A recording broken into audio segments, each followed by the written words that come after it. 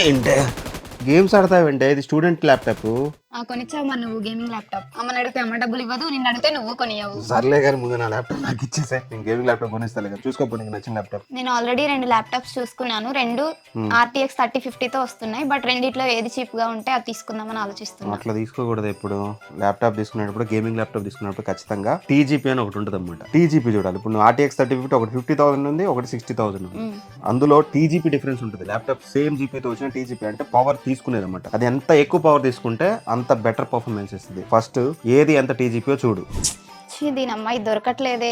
ఏమైంది? నువ్వు చెప్పావు కదా TGP చూడాలని, కానీ అమెజాన్ అండ్ ఫ్లిప్కార్ట్ లో అది కనిపించట్లేదు కదా. వాళ్ళు తెలియగలరు, వాళ్ళు ఎందుకు పెడతారు. అట్లాంటప్పుడు ఏం చేయాలంటే అమెజాన్ ఫ్లిప్కార్ట్ నీకు టైటిల్ లో మోడల్ నెంబర్ ఉంది కదా, ఈ నెంబర్ ని కాపీ చేసి నువ్వు గూగుల్లో కొట్టు, వాళ్ళ అఫీషియల్ వెబ్సైట్ లో ఓపెన్ అవుతుంది. అక్కడ నీకు దాని TGP ఎంత అనేది కనిపిస్తుంది అనమాట. సో అందులో చూసి నీకు నచ్చింది కొనేసుకో. Okay, done.